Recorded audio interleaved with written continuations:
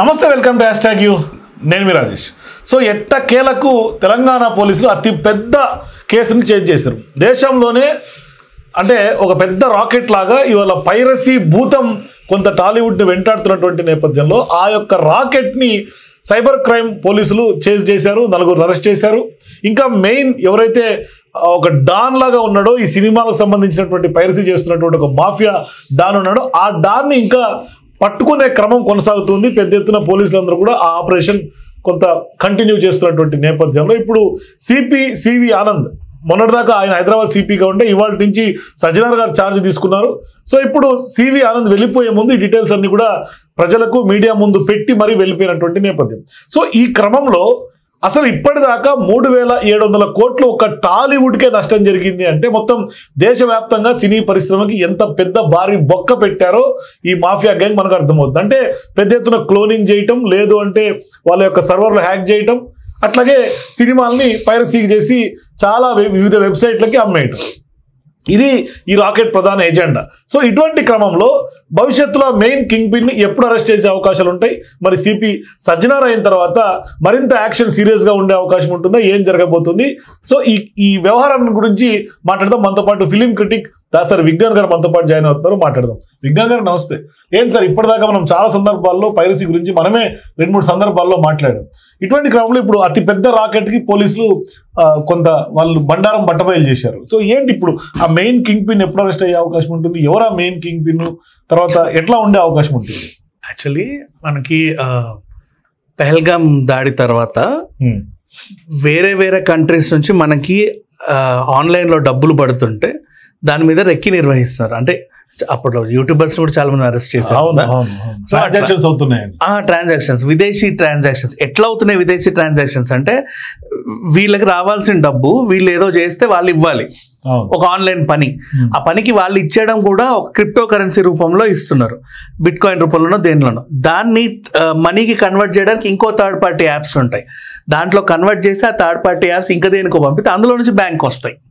మంచి అంటే ఇవన్నీ గబగబా అవుతాయి కానీ మెల్లిమెల్లి ఎవరికి తెలియకుండా అవుతా ఉంటాయి. బెట్టింగ్ యాప్స్ ద్వారా, అంటే బెట్టింగ్ యాప్స్ ఎలా అయితే థర్డ్ పార్టీ నుంచి ఆపరేటింగ్ అవుతా ఉంటాయి. ఇప్పుడు వాళ్ళు బెట్టింగ్ వేసి వాళ్ళకి డబ్బులు పడతాయి, ఆ డబ్బులు ఎక్కడి నుంచో అటెండెంట్లో పడతాయి కదా. సేమ్ ఆ రూట్లో ఇది జరిగింది యాక్చువల్గా చెప్పాలంటే. దీన్ని ఇప్పుడు మనకి ఏంటంటే చాలా మంది యూట్యూబర్స్ మీద నిఘా పెట్టారు ఆ పహల్గామ్ దాడి తర్వాత ఏమేమి జరుగుతుందని. ఎవడెవడికి రెవెన్యూ ఎక్కడి నుంచి వస్తుందండి? బ్యాంక్ నుంచి కాల్ వస్తుంది, మీకు ఎందుకని ఇన్ని డబ్బులు పడుతున్నాయి అంటే, లేదంటే మా యూట్యూబ్ ఇలా వీడియోస్ చేస్తాం ఇలా పడుతుంది. అప్పటి నుంచి రెవెన్యూ సేఫ్.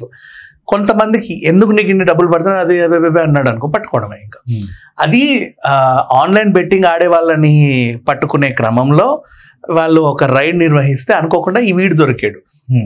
వనస్థలిపురంలో కిరణ్ అనేవాడు July 3rd అనుకుంటా వాడిని అరెస్ట్ చేశారు. ఐబొమ్మకు సంబంధించి అరెస్ట్ చేశారు. అప్పుడు ఏరా బాబు ఏం చేస్తాను ఇన్వెస్టిగేషన్ చేస్తుంటే వాడు అందరు టీం మెంబర్స్ అందరి పేర్లు చెప్పాడు. ఇలా ఉంటది, మేము ఇలా చేస్తాము, ఇట్లా అప్లోడ్ చేస్తే మాకు ఇలా డబ్బులు వస్తాయి.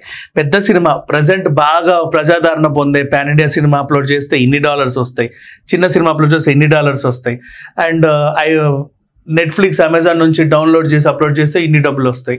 ఇట్లా వాళ్ళకున్న సోర్సెస్ అన్ని వాడు చెప్పేశాడు. ఆ ఆపరేషన్లో భాగంగా చూస్తే ఎవడైతే మీరు మాట్లాడాడో వాడు నిన్న తొక్కిసలాట జరిగిందా కరూర్, అక్కడికి చెందినవాడు సిరిల్ అనే ఆయన. ఆల్మోస్ట్ వెల్ ఎడ్యుకేటెడ్, మంచి సాఫ్ట్వేర్ నాలెడ్జ్ బాగా ఉంది, ఏఐ టెక్నాలజీ తెలుసు, డేటా సైన్స్ తెలుసు, పైథాన్, జావా ఇవన్నీ బాగా నేర్చుకున్నాడు. కానీ వాడు గనక సాఫ్ట్వేర్ రంగంలో జాబ్ చేయగలిగితే నిజంగా మంచి ప్యాకేజ్తో బాగుంటాడు, మంచి ప్యాకేజ్ వచ్చేది, మంచి తెలివైనవాడు. కానీ దాన్ని ఈ రూట్లో పెట్టాడు. అంటే ఈజీ మనీకి అలవాటు పడిపోయి ఇంకా సంపాదిద్దామన్న దురుద్దేశంతో ఇట్లా వెళ్ళిపోయాడు. వీళ్ళకు ఉన్నది ఒకటే టీం మెంబర్స్ అందరూ కలిసి సినిమాలు అదే పనిగా అప్లోడ్ చేయడం. మరి ఎలా ఫోరెన్సిక్ నివేదిక ద్వారా చూస్తేనేమో థియేటర్ నుంచే తీశారంట. థియేటర్ నుంచి ఏవి మన కోక్ టిన్నులు, పాప్కార్న్ డబ్బాలు ఇట్లా పట్టుకుంటారు, తిండ్రు వాళ్ళు. తింటే ఈ లోపల ఉండి కనిపిస్తాయి కదా, అలా పట్టుకొని సినిమా మొత్తం రికార్డ్ అయిపోతా ఉంటది. ఈ రకంగా మొబైల్ అని కూడా తెలియదు. మొబైల్ తీస్తేనేమో ఫ్యాన్స్ అడ్డుకుంటారు, ఏం తీస్తున్నారో అంటారు కదా. ఫ్యాన్స్ వస్తారు కదా ఫస్ట్ షోకి, ఫ్యాన్స్ వాళ్ళు అవ్వదు, వాళ్ళు చేయనిరు. 1-2 హీరో అడుగులు పడేవి ఇంట్రొడక్షన్ లాంటివి తీసుకొని స్టేటస్లు పెట్టుకుంటే ఓకే. అదే పనిగా నువ్వు ఇట్లా తీస్తుంటే నీ ఆ కుర్చీ పక్కన ఈ కుర్చీ పక్కన వెనకాల ఫ్యాన్ ఉంటాడు ఎవడో ఒకడు. అవి వెళ్ళనివ్వడు. కాబట్టి వీళ్ళు ఈ మధ్యకాలంలో అటువంటి ఐబొమ్మ మూవీ రూల్స్ కంటే పక్కన పెడితే మీరు అన్నట్టుగా చాలా మంది ఫ్యాన్స్ కానీ చాలా మంది యూట్యూబర్స్ కూడా hero entry scene, interval bangs, తర్వాత లాస్ట్ ఫైట్ సీన్స్ ఇవన్నీ కూడా 1 minute కూడా తీసేసి యూట్యూబ్ లో పెట్టేస్తున్నారు. ఇప్పుడు ఒక సినిమాలో ఒక హీరో క్యామియో ఉందనుకో, వాళ్ళు దాస్తారు, వీళ్ళు బయట పెట్టేస్తారు తీసి. నెక్స్ట్ ఇప్పుడు హిట్ 2 లాంటి సినిమాలు అనుకో, ఎవడు కోడిబుర్రా అంటే వాడు వీడే కోడిబుర్రని పెట్టేస్తాడు. ఇంకెందుకు హిట్ 2 చూడటం? ఇట్లా మెయిన్ పాయింట్స్ అన్ని పెట్టేస్తున్నారు ఈ మధ్య కాలంలో. వాళ్ళనేం అనలేము, వాళ్ళేమో మా ఇన్స్టాలో పెట్టుకుంటారు నేను సినిమాకి వచ్చాను అని ఈ అని. బట్ దానివల్ల డ్యామేజ్ జరుగుతూ ఉంది. బట్ వీళ్ళ వల్ల జరిగే డ్యామేజ్ ఏంటంటే 3,700 కోట్లు ఓన్లీ టాలీవుడ్. మిగతా మొత్తం దేశవ్యాప్తంగా 22,000 కోట్లు అనుకుంటున్నాను. ఇక నువ్వు మలయాళం ఇండస్ట్రీ, తమిళ ఇండస్ట్రీ, ఇటు కన్నడ ఇండస్ట్రీ ఇవన్నీ తీసుకుంటూ పోతే, అండ్ హిందీ ఇండస్ట్రీ తీసుకుంటే ఎన్ని కోట్లు.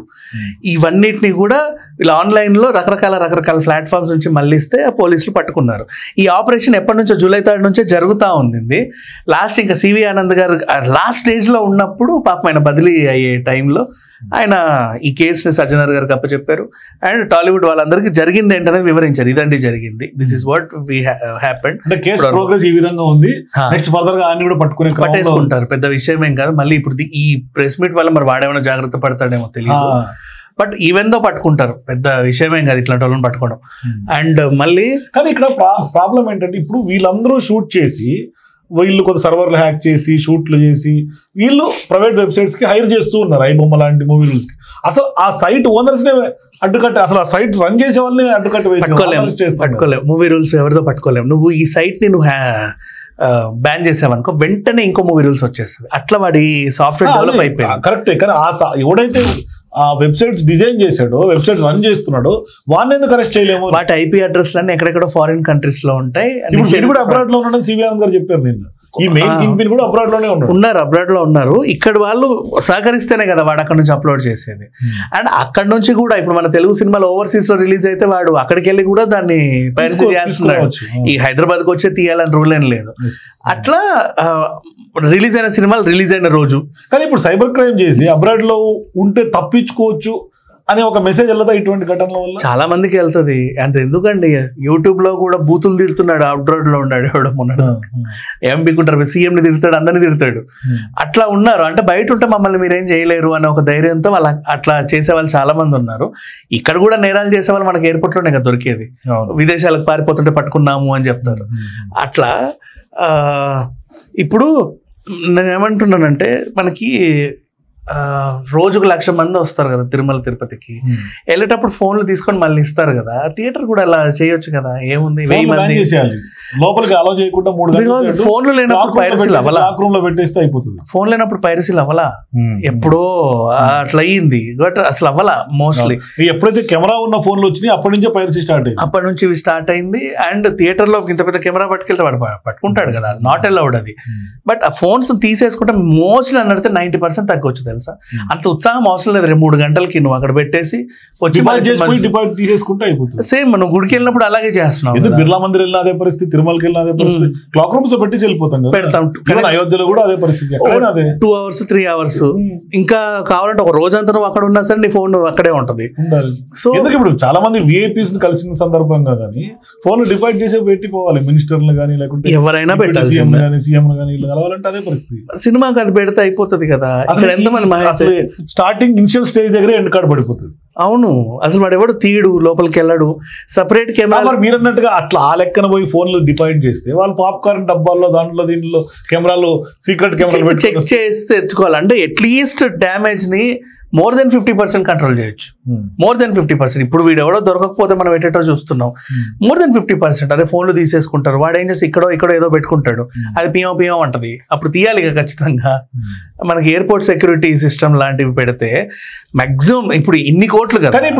ప్రీమియర్ షోలకి అయితే ఫ్యాన్ షోలు ఉంటాయి. మరి అట్లాంటి కొంతమంది వాళ్ళు కూడా దాంట్లోకి వీళ్ళు కలిసిపోయి అప్పుడే టికెట్లు కొనేసుకొని ముందు రోజుకే రిలీజ్ చేస్తారు కదా ఇప్పుడంతా కూడా. అలా కూడా జరుగుతున్నాయి. అంటే అట్లీస్ట్ కంట్రోల్ చేయొచ్చు. అయినప్పటికీ వాళ్ళ ఔత్సాహికులు ఇంకా ముందు ప్రీమియర్ షోలు అక్కడ కూడా ఫోన్లు తీసుకోవచ్చండి, ఏం ప్రాబ్లం లేదు. వీ కెన్ డూ, చేయాలి అనుకుంటే. బట్ అది అవ్వట్లా. ఎడిటింగ్ రూమ్ నుంచి అయితే పోవు కదా పైరసీ, సినిమా రిలీజ్ సెన్సార్ నుంచి పోవు కదా, ఖచ్చితంగా థియేటర్కి వచ్చిన తర్వాతనే పోతున్నాయి. కాబట్టి అక్కడే మనం ఒక స్టెప్ తీసుకుంటే సెట్ అవుతుందేమో అనుకుంటున్నా. ఇప్పుడు ఇంత కష్టపడి వీళ్ళందరినీ పట్టుకున్నా కూడా ఎక్కడ తీసేవారంటే వాళ్ళు లాస్ట్కి చెప్పి థియేటర్లోనే తీసామంట.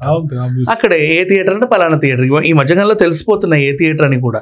వాళ్ళు అట్లా అంత సెక్యూర్డ్ గా వేసుకుంటున్నారు. థియేటర్లు కూడా ఇదివరకు లాగా రీల్స్ పెట్టి షోలు వేసుకునే పరిస్థితి లేదు కదా, దానికి మళ్ళీ సపరేట్ అంతా కూడా శాటిలైట్ డిజిటల్ సిస్టమ్ వచ్చేసింది. అవును, అది ఇంకా అంత కష్టం అయిపోయింది. ఆ డిజిటల్ సిస్టమ్ ని హ్యాక్ చేసుకోవచ్చు వీళ్ళ.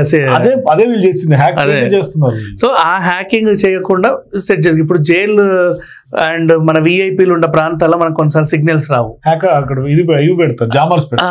అట్లాంటివి థియేటర్స్ కూడా అవి పెట్టుకోవాలి. అంటే ఇక మనం జాగ్రత్త పడాలి కానీ మనుషులు మారట్లా, అది నేను చెప్పేది. చూసే ప్రజలు మానట్లా అట్లా అని చెప్పేసి వీళ్ళు ఎంకరేజ్ చేస్తూనే ఉన్నారు. వీళ్ళంటావా అదేంటిది 800 టికెట్, నిన్న ఓజీ కదే కదా 800 టికెట్, వారం అంతా 500 టికెట్, ఎందులో ఉంది చూడు అంటే ఇంతే నా స్టోరీ సరేలే అంటున్నారు. అంటే ఏదో ఒక అవతార్ లాంటి ఇట్లాంటి ఎక్స్పీరియన్స్ ఉంటే తప్ప థియేటర్కి వెళ్ళము.